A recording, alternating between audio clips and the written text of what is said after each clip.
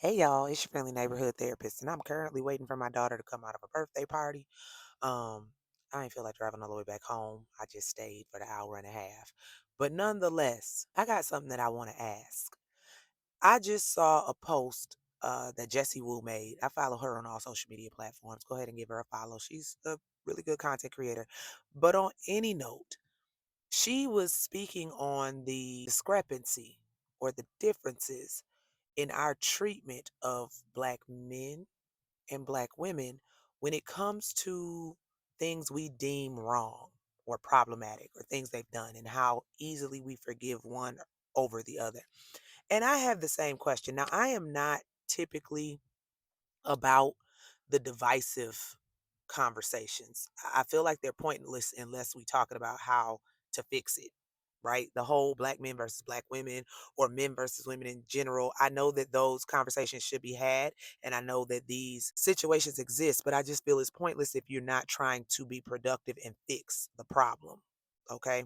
So if we're going to talk about it, we're going to talk about it in a way that's going to try to fix the problems. But she posed something that was really thought provoking, and that is when you think about the number of Black men who have allegedly or actually done wrong and how easily they're forgiven and not canceled versus Black women who really haven't done anything wrong, but they cancel quickly. They're vilified, dragged through the mud. Just a list. Right now, Jonathan Majors, a audio was released, which I think that was really peculiar, the timing of that. But either way, he said what he said. He on audio admitted to choking the woman he was with at the time. So Jonathan Majors, R. Kelly, Bill Cosby, Tory Lanez, Kanye West, Puffy, aka Diddy the Diddler, so many more, Nelly, so many more have done things that you would think could get them canceled or at the very least get them dragged through the mud by Black men and Black women. However, no, they get grace. They trying to do better. He needs help. Oh, he been gone like that since his mom passed, and we have to understand that type of grief.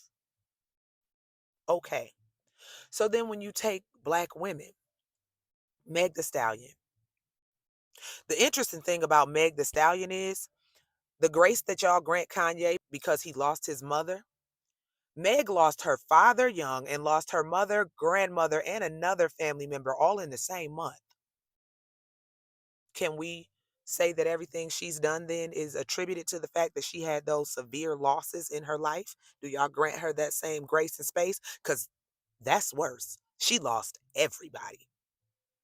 Tiana Taylor. How everybody mad at Tiana Taylor? What she do? She wanted to keep her divorce proceedings completely private. She didn't put anything out there. All she did was respond well after the fact to her being attacked. Halle Bailey. What she do? What she do? Chrisette Michelle. She got canceled for performing for Trump, right? The last time he was in the White House. She got canceled for performing for him. Nelly performed for him and y'all making excuses. Interesting. Very interesting to me. Chloe Bailey. I see Black women get dragged relentlessly for far less, and I am perplexed by it. If you are going to have a heart of forgiveness and grace, that got to be across the board. It's not just for select few. I am big on holding everybody accountable for things that they do, but I'm trying to figure out outside of Chrisette, because her and Nelly did the same exact thing. So outside of her, because she can be directly compared to a Black man in this scenario, what did these other women do to warrant y'all vitriol? I just want to know. And as a Black woman who's not a celebrity, who just sitting on the sidelines watching this, it is very interesting to see y'all defend and cape for men who have Kanye West has verbally said things out loud, done things publicly that would have anybody like, no, we not gonna blame this on the loss of his mother anymore because too many other folks have lost their mama and been very close to their mama and ain't crashing out like this. And I also, even with my understanding of mental health because I work in the field, I am very adamant to tell people you cannot continue to justify bad behavior with mental health issues. No, no, no, no, no. You don't get to do that because there's help available. There's medication. There's things you can do to make sure that you can exist in this world in a quote unquote normal way. So no, I don't like it. So yeah, I'm trying to figure this out. I'm sitting here and I'm thinking about it after I watched Jesse Wu's video, and I'm like, she right, and she not the first person I heard say it, and nor is she the main reason that I thought about it, but it just came back to me today as I was scrolling TikTok. But why is that? Why is that? Why is it? And then the funniest part is when I particularly see black men who are like content creators or bloggers, when I see them defend black women, they get dragged. They get dragged for defending black women. Typically black women who really haven't done anything to warrant hate in the first place. But the ones who do step forward, they get dragged. They get called a simp. It's almost as if y'all are inadvertently saying black women can't do anything even seemingly wrong. Mind you, a lot of these women I just named didn't do anything wrong. In fact, they got wrong done to them. You go back to Meg the Stallion, y'all are adamant that that woman is still lying about being shot in the foot when all the evidence pointed to her getting shot in the foot. Y'all are adamant about Tiana Taylor taking all of Iman's money when it has been shown that that is not what happened. Y'all are adamant about Halle Bailey keeping a child away from their father when we know that don't happen. We see that boy with that man all the time because he uses that child for content. It's not the same as when parents just post with their child. I've posted with my kids. The way DDG do it, it's like I almost wonder if she were to go to court and make it a stipulation that he cannot appear on stream with that child, if he would want to see him as much. And I hate to think that, but I do.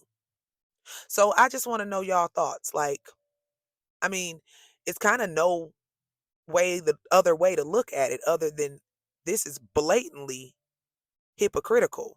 This is blatantly wrong. And when you hear black women say y'all hate us, it's stuff like this that makes us think that. Because why all the vitriol for black women, but all the forgiveness, grace, and mercy for black men? As if, and I hate the oppression Olympics. We go through it worse. Look, we all go through it. Black men and black women, black people in general, given the history of this country and just the general perspective of blackness in the entire world. We all go through it. But let's not pretend like sitting at two intersections doesn't make it worse. Black and woman, we are at two disenfranchised, disadvantaged, marginalized intersections. So the math, just common sense math. If I am both black and a woman, I probably got it a little bit worse. And when y'all do things like hate these black women, but forgive these black men for way worse, it just makes it seem like that is the case. So I just wanted to say that real quick and see what y'all feel, what y'all think. And this is another reason why, when we talk about the segregation thing, I don't know if it will work. I don't know if it will work. I don't know if we could really come together and unify. So I don't know. But y'all let me know what y'all think.